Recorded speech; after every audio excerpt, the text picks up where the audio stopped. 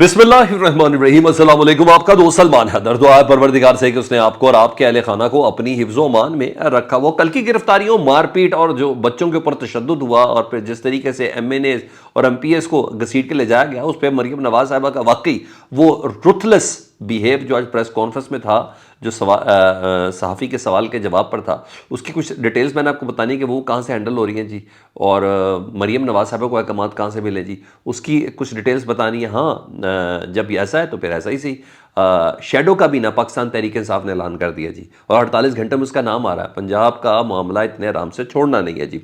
उसकी कुछ तफसील है जी। और इस बार सेनेटर्स के लिए प्रायोरिटी क्या है पाकिस्तान तहरीक इंसाफ की, क्योंकि मखसूस नशस्तों पे तो इनके साथ हाथ हो गया, और आगे के जो मामला हैं ना वो डेफिनेटली एड्रेसेबल हैं।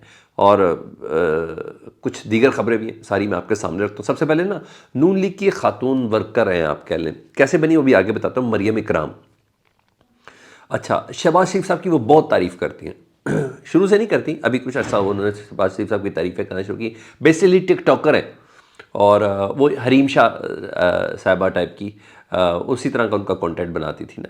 तो आजकल शहबाज शरीफ साहब की बहुत तारीफ़ें कर रही थी, और ऑरेंज लाइन पे और शहबाज स्पीड के ऊपर, सफाई वाले मामलात के ऊपर, फिर दीगर काफ़ी चीज़ों पर आजकल वो बहुत ज़्यादा शॉर्ट वीडियोस बना रही थी।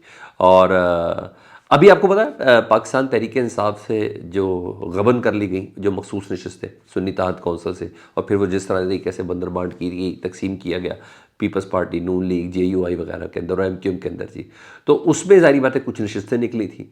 उन नशस्तों में मरियम इकराम साहिबा की भी ना एक मखसूस नशस्त पर उनको MNA मुकर्रर कर दिया, उनका नाम डाल दिया गया जी। ठीक है जी। इस पे ज़ाहिर बात है मेरिट तो बिल्कुल नहीं बनता। एक टिकटॉकर है, उनका क्या मेरिट है भाई, या कुछ पेड़ें खाई हों या कोई गिरफ्तारियाँ की हों, यही मेरिट होता है बेसिकली। कुर्बानियाँ दी हो, या एक बड़े ख़ानदान से हो, या फलाना इब्ने फलाने के हो, या कोई चौधरी हो, या कोई जट हो, या अराई हो, या मियाँ हो, तभी तो समझ में आती है, या खोकर वुकर, ये भी सब समझ आ रही होती है। तो भाई वो मेरिट तो बिल्कुल बनता नहीं था। और एहतजाज भी वो बड़ा तगड़ा किस्म का, क्योंकि नून लीग के पास ख़वातीन की एक लंबी फहरिस्त है, ख़वातीन वर्कर्स की एक लंबी फहरिस्त है, अगर उन वर्कर्स को मिला जाए तो अब एहतजाज हुआ जी, और बड़ा सख्त रद्दमल आया, कारकुनों की तरफ से ही बड़ा सख्त रद्दमल आया। और ये भी मैं आपको बता दूँ, मरियम इकराम साहिबा ने मरियम नवाज साहिबा से मुतल्लिक भी उनके ख़िलाफ़ भी कुछ वीडियोस बनाई हुई हैं, ये भी आप ध्यान में रखिएगा। तो अब नौबत यहाँ तक पहुँच गई है कि इस एहतजाज की हालत के नून लीग का जो विमेन विंग की सरबराह है ना जी, उनको इस्तीफ़ा देना पड़ गया। और सोशल मीडिया पे कह रहे हैं आपके इस्तीफ़े से नहीं, आपने किया क्या है। अब बताया जा रहा है कि नाम शायद वापस लिया जाए। बहरहाल नून लीग विमेन विंग की सरबराह का इस्तीफ़ा देना डेफिनेटली इट मैटर्स। तो उसका मतलब एहतजाज कहीं ना कहीं रंग लाया है। हमाद अज़हर साहब ने कल की गिरफ्तारियों पर एक ट्वीट किया, कहते हैं टोटल 4 FIR थी, और 104 वर्कर जिसमें नामज़द थे, और 5 वकील थे।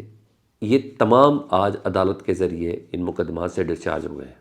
ठीक है जी। लेकिन हमारे MP है हाफिज़ फ़रहत अब्बास, जी हाँ, उनको नहीं छोड़ा गया। और हमाद अज़हर साहब कहते हैं कि मेरे सोर्सेज़ के मुताबिक, हमाद अज़हर पंजाब के सदर हैं जी, सॉरी लाहौर के सदर हैं मुस्लिम लीग के, वो कहते हैं कि मेरे सोर्सेज़ के मुताबिक पुलिस को ये कहा गया है कि हाफिज़ फ़रहत पर होमवर्क मुकम्मल करें। पुलिस को, हमाद अज़हर साहब कह रहे हैं कि पुलिस को ये कहा गया कि हाफिज़ फ़रहत के ऊपर होमवर्क, तभी तो उन पर गोली का भी लगा दिया, उन्होंने गोलियां चला दी, अंधाधुंध फायरिंग कर दी है, पुलिस की गाड़ियों पे सुराग कर दिए, हालांकि ऐसी कुछ भी नहीं है। वो होमवर्क पुलिस मुकम्मल कर रही है ना, समझा करें ना आप। तो उन्होंने कहा गया है कि उस पर होमवर्क पूरा मुकम्मल करें, हाफिज़ फ़रहत पे उनको आज़ाद नहीं करना, और इंश्योर करना है कि उसे ना छोड़ा जाए। और जब हलफ उठाया गया था ना, जी हाँ, तो मरियम नवाज़ साहिबा ने और फिर इन लोगों ने भी हलफ उठाया था, तो मरियम नवाज़ साहिबा के हवाले से उन्होंने बहुत सख्त तकरीर की थी हाफिज़ फ़रहत साहब ने। और ना सिर्फ तकरीर की थी, बल्कि शहबाज शरीफ साहब के ख़िलाफ़ भी बड़ी सख्त तकरीर की थी और बहुत तनकीद की थी। उस वक्त नून लीग ने ट्रेंड भी चलाया था हाफिज़ फ़रहत से मुतल्लिक, उसे गिरफ़्तार करो। तो अब ज़ाहिर बात है उनके काबू तो आ गया, तो जब काबू आ गया तो इतनी आसानी से कैसे छोड़ेंगे ना सर। तो हमाद अज़हर साहब कह रहे हैं कि ये पुलिस को ये टारगेट दिया गया। तभी मैं कहूँ ऐसी FIR क्यों कि जिसमें एक बंदे के ऊपर गोलियाँ चलाने का इल्ज़ाम है, MPA भी है, हालांकि उसकी फुटेज है, वो उसको गाड़ी से ऊपर से उठा के सनरूफ से घसीटते हुए अंदर लेके जा रहे हो, सीधा प्रिजन वैन के अंदर चला गया। لیکن بہرحال اندھا دھند فائرنگ کے ٹکٹ باقاعدہ میں نے خود دیکھے ہیں، یہ کر کے ان کے اوپر چلائے جا رہے ہیں۔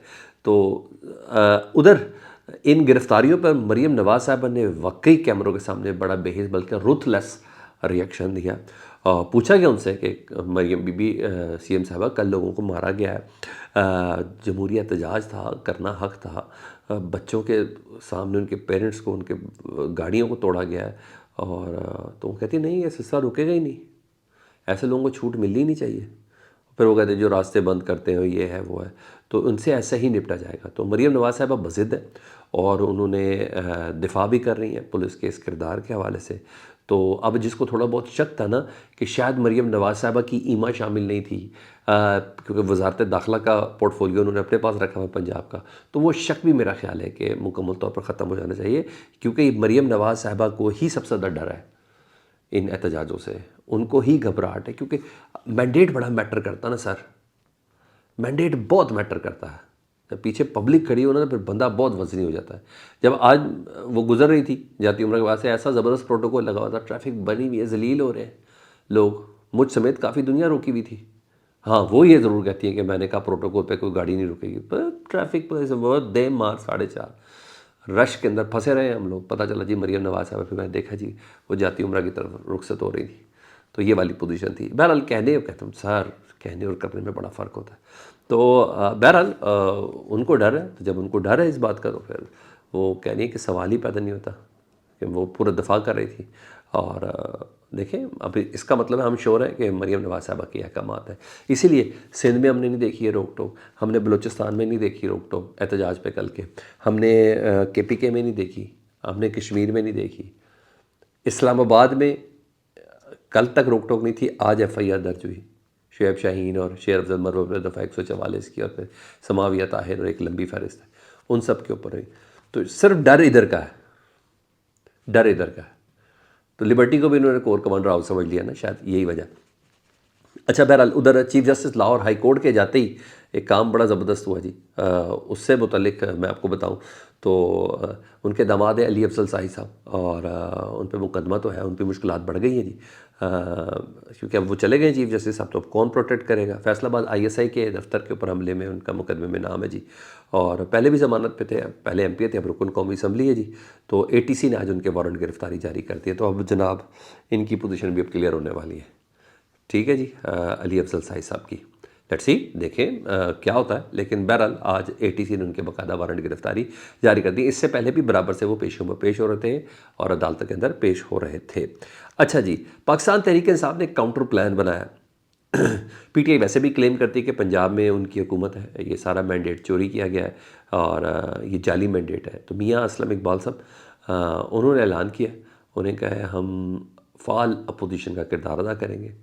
ظاہر بات ہے یہ پلیٹ فارم تو نہیں چھوڑنا نا پنجاب اسمبلی کا، پہلے جو ہونا تھا وہ ہو گیا، تو اس غرض سے نا شیڈو کابینہ بنانے کا فیصلہ کیا گیا، یعنی یہ اپنی چیزیں بتائیں گے کہ داخلہ میں کیا معاملات ہونے چاہیے، خزانہ میں کیا معاملات ہونے چاہیے، منصوبہ بندی میں کیا معاملات ہونے چاہیے، خوراک کے اس میں کیا ہونا چاہیے، خزانہ میں اس میں کیا ہونا چاہیے، وہ چیز ہے۔ لیکن اس سے اور بڑی بات یہ ہے کہ انہوں نے کہا 48 گھنٹوں میں اعلان کریں گے شیڈو کابینہ کا۔ میاں اسلم اقبال صاحب نے کہا ہے، اپنے اتحادیوں کے ساتھ مل کے مشاورت شروع کر دی گئی ہے، اور حکومت کے ہر محکمے کی کارکردگی پر نظر رکھیں گے، ایسے تھوڑی کھلا چھوڑ دینا ہے کہ کھوکر جو کر رہے ہیں کرتے رہیں، ڈوگر جو کر رہے ہیں کرتے رہیں، چودھری جو کرتے رہیں، نہیں، انہوں نے کہا ہم پیچھے ہیں، پہرا دیں گے، ایک کے بھی نظر رکھیں گے، ٹھیک ہے، یعنی 2 نمبریاں اجاگر کریں گے۔ This is called real opposition, good sign ہے جی یہ سب چیزیں۔ ہاں 48 سینیٹرز آپ کو پتہ ریٹائر ہو رہے ہیں جی، تو الیکشن کمیشن نے 2 اپریل کو انتخابات کے لیے بتا دی کہ پولنگ ہوگی جی، اور 14 اپریل کو باقاعدہ طور پر فہرست وغیرہ جاری کر دی جائے گی۔ شہباز گل صاحب نے